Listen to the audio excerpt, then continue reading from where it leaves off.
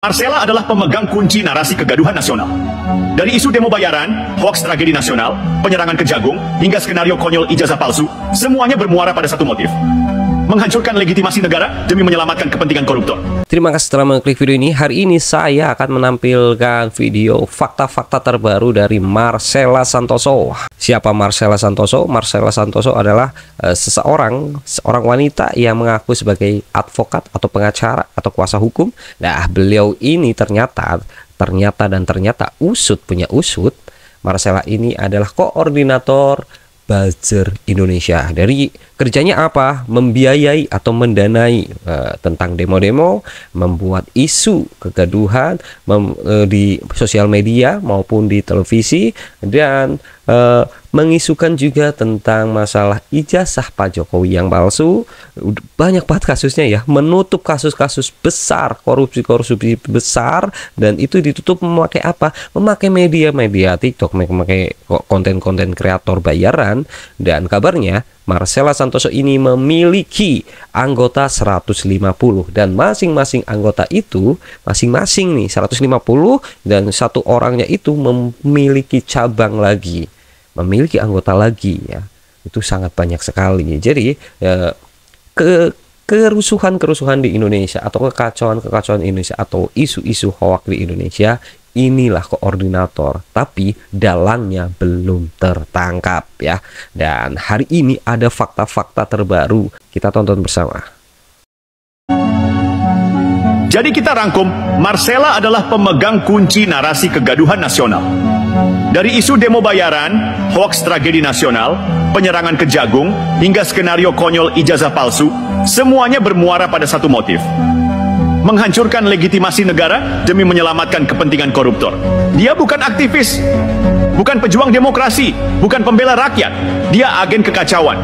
Dia juru bicara dari sindikat mafia lama yang tak bisa hidup di era bersih dan transparan. Sudah cukup rakyat dipaksa menonton sandiwara busuk ini. Sudah terlalu lama publik dijadikan ladang eksperimen kebencian oleh elit tua yang takut kehilangan akses.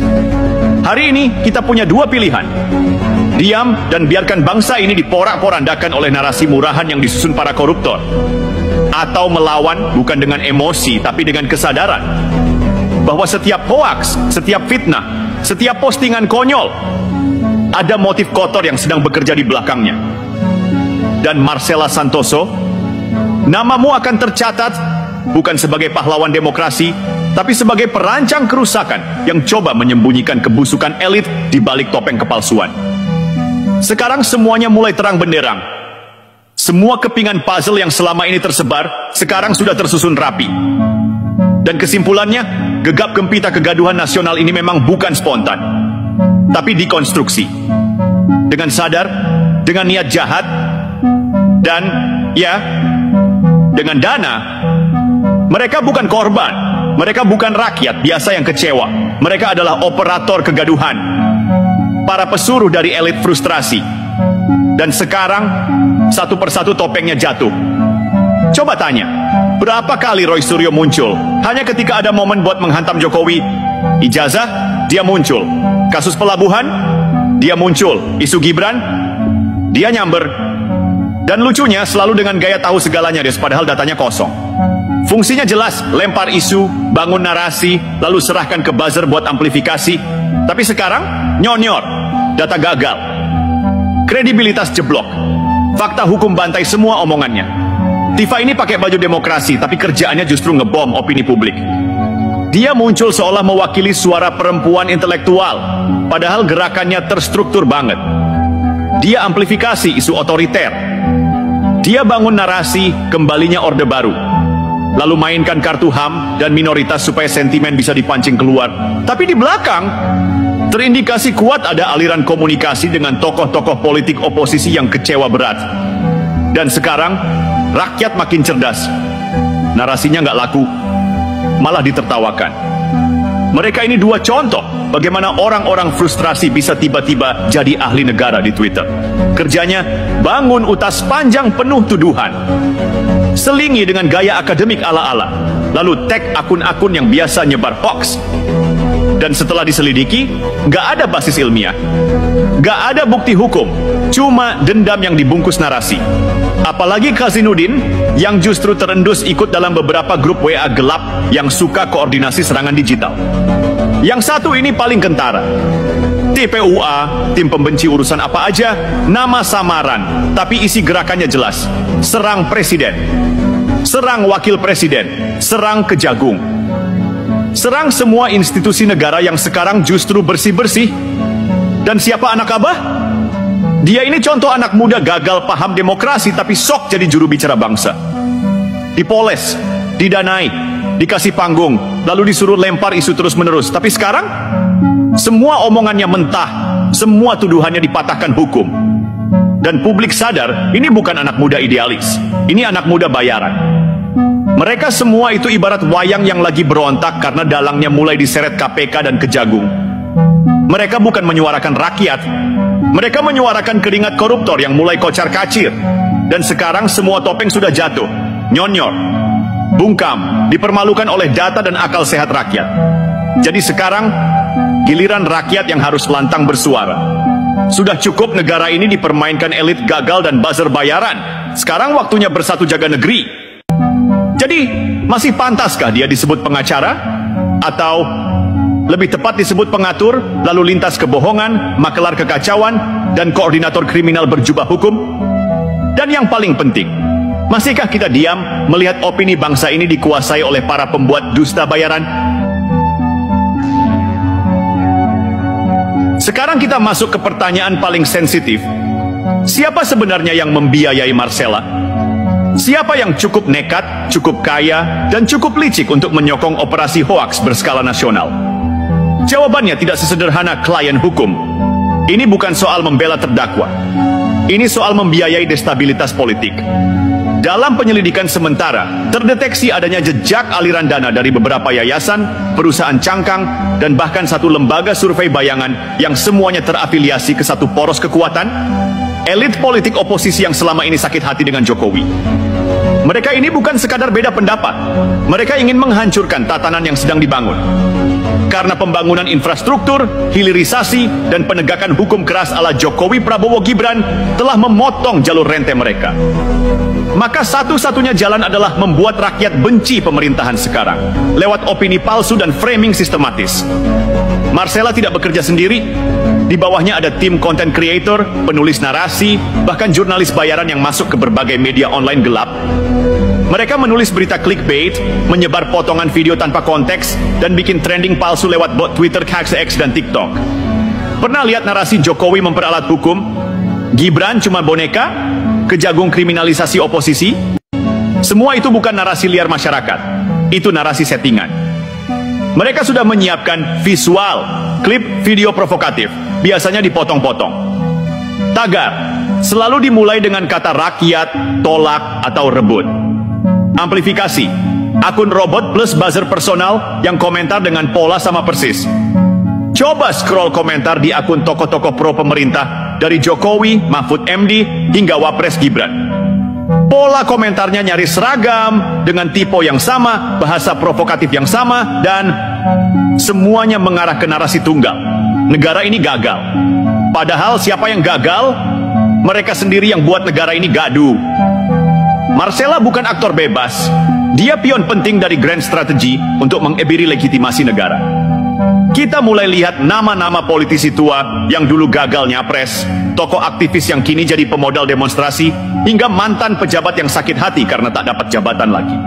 Dan bukan kebetulan juga kalau beberapa isu nasional mulai panas justru setelah vonis atau pengusutan kasus besar korupsi. Karena itulah waktu terbaik untuk mengalihkan perhatian publik. Coba pikir, siapa yang paling diuntungkan kalau rakyat tak percaya pada Kejagung? Siapa yang gembira kalau masyarakat mencibir TNI, mencaci Jokowi, dan memfitnah Wapres Gibran? Jawabannya jelas, mereka yang merasa terganggu dengan kemajuan dan stabilitas. Dan sayangnya, Marcella jadi bidak yang menjembatani semua itu. Dari pengalihan isu, framing hukum, hingga menciptakan illusion of public rage. Kalau pengacara bisa menyuap hakim, siapa lagi yang bisa dia beli? Kalau narasi bisa dibayar, seberapa banyak kebohongan yang udah kita telan mentah-mentah? Dan kalau satu orang bisa mengatur kekacauan nasional dari balik meja hukum, Apa jadinya kalau dia diberi ruang lebih besar? Ini bukan tentang Marcella semata, ini tentang sistem yang dibajak. Tentang demokrasi yang dijadikan tameng untuk menyerang republik. Tentang generasi muda yang dicekoki kebencian lewat algoritma dan hoaks demi keuntungan pribadi segelintir orang. Kalau hari ini kita diam, besok suara rakyat bisa dibeli, hukum bisa dikendalikan, dan negara ini cuma jadi panggung sandiwara para penjilat kuasa. Dan yang paling menyakitkan, semua itu dimulai dari satu nama yang kita biarkan lolos terlalu lama, Marcella Santoso.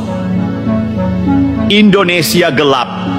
3 kata yang belakangan ini jadi semacam mantra para perusuh digital. Berkali-kali disuarakan di Twitter, dijadikan judul live YouTube para penggiring opini, bahkan dibungkus dalam seminar-seminar palsu dan diskusi intelektual yang disponsori pihak-pihak yang kita tahu siapa. Tapi pertanyaannya, benarkah Indonesia gelap? Atau ini hanya narasi rekayasa yang sengaja dihembuskan oleh tangan-tangan busuk seperti Marcella dan jejaringnya? Mari kita bedah, perlahan, tajam, tanpa ampun. Narasi ini tidak lahir dari keluhan rakyat biasa. Ia dirancang, ditulis, dipesan. Lahir dari ruang-ruang gelap grup WA para elit kecewa, digoreng di ruang-ruang Zoom tertutup para maklar isu, lalu disebar lewat jaringan buzzer dan konten kreator bayaran. Semua punya template, semua punya jadwal. 400 juta rupiah untuk bohongin publik, drama busuk. Marcella Santoso terungkap. Menyadari bahwa konten-konten tersebut memberikan rasa sakit bagi pihak-pihak yang terkait. Bayangin, jadi pengacara, tapi bayar ratusan juta buat sebar hoax. Marcella Santoso, tokoh utama drama murahan, bayar 400 juta rupiah biar kejagung. TNI, sampai presiden kelihatan jahat di layar kaca. Katanya konten padahal konspirasi. Dan lucunya, semua dibungkus gaya milenial. Konten kreator rasa konspirator. Bukan kritik, ini sabotase. Bukan suara rakyat, ini suara dompet. Dia bikin narasi, dia bayar demo, dia serang hukum. Semua demi ganggu penyidikan. Tapi lupa, ini bukan sinetron. Ini pasal 21 Undang-Undang Tipikor. Dan kejaksaan diam, tapi tegas. Karena di tengah kebisingan berita bohong oleh Marcella Santoso, keadilan harus diselamatkan.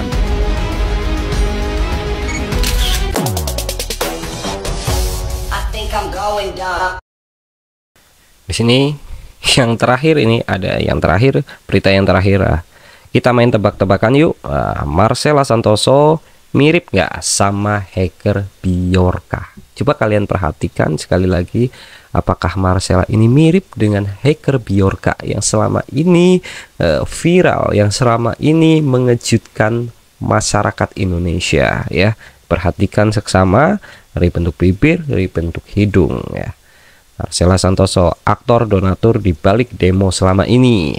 Ingat, ini baru operator utama, dalangnya belum ketangkap. Ya, ini nih yang harus ditangkap nih dalangnya. Tapi ya syukur alhamdulillah, meskipun ini koordinatornya atau operatornya, nanti ke depannya ini bisa dikembangkan lagi sehingga dalangnya bisa tertangkap. Semoga saja Marcella bisa mengungkapkan siapa dalangnya, mau menyampaikan siapa saja yang ikut dalam proyek terbesar ini ya. Jadi ya, kita harus banyak-banyak berdoa dan kita juga mencermati setelah kejadian ini ya. Karena kita lihat dari kemarin isu ijazah Jokowi dan demo RUU TNI dan demo perampasan para korupsi, perampasan aset untuk para pejabat yang korupsi, dan banyak lagi kasus-kasus korupsi yang sangat-sangat besar telah ditutupi oleh Marcella ini. Kebayang gak sih selama ini kita dibohongi oleh berita-berita hoax dan konten-konten kreator bayaran ya. Saya ingatkan di sini bahwa Prabowo, Gibran, Jokowi sampai ke Deddy Mulyadi sekarang itu adalah satu rangkaian, satu kubu yang memang sekarang sedang digoreng oleh para buzzer-buzzer bayaran ya. Maka dari itu tidak heran sekarang Kang Deddy Mulyadi pun ikut kena dampaknya seperti ini. Karena ini adalah satu rangkaian gitu loh. Jadi tetap akan nyerang. Pertama Jokowi, yang akan dilumpuhkan dulu Jokowi dengan isu-isunya. Yang kedua nanti Gibran dengan kemarin viralnya, dan KDM Kang Deddy Mulyadi Gubernur Jawa Barat yang akan kena juga, dan yang terakhir nanti baru Prabowo ya.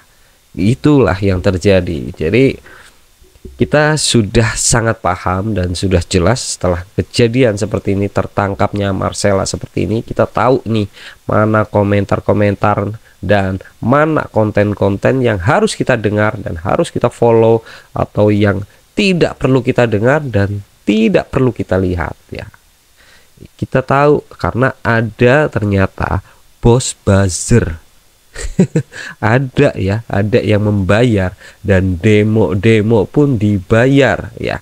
Ya, para elit-elit politik ada sebagian yang ikut kita, para politikus juga kita sudah melihat siapa saja yang kemarin ngotot ijazah Jokowi itu palsu, dan setelah dibuktikan juga ijazah Jokowi itu asli. Ya, itu kan statement yang sudah dipatahkan oleh Polri juga ya.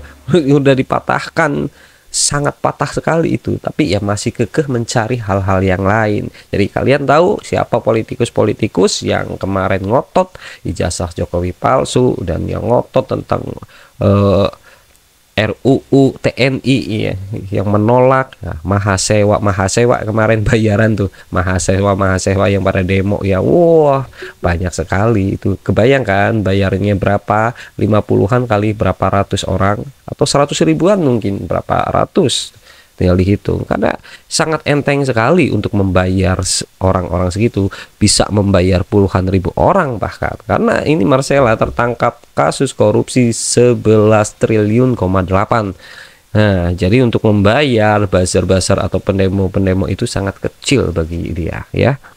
Ya, kita udah tahu sekarang, dan seharus kita bisa menelaah, meneliti, dan kita harus lebih cerdas mana konten-konten yang menggiring opini dan mana konten-konten yang menyerang pemerintahan ya. Oke, sekiranya cukup sekian. Maaf jika ada kata-kata yang salah atau kurang berkenan. Saya minta maaf sebesar-besarnya. Terima kasih yang sudah menyempatkan waktunya untuk menonton video ini. Semoga kalian sehat selalu, panjang umur, dan dilimpahkan rezekinya. Jaga diri kalian agar tetap waras. Jangan mengikuti jejak Marcella. Karena uang, karena ini akhirnya berakhir di jeruji besi ya. Tetap waras ya, jangan lupa makan agar tidak punah. Sampai jumpa, bye.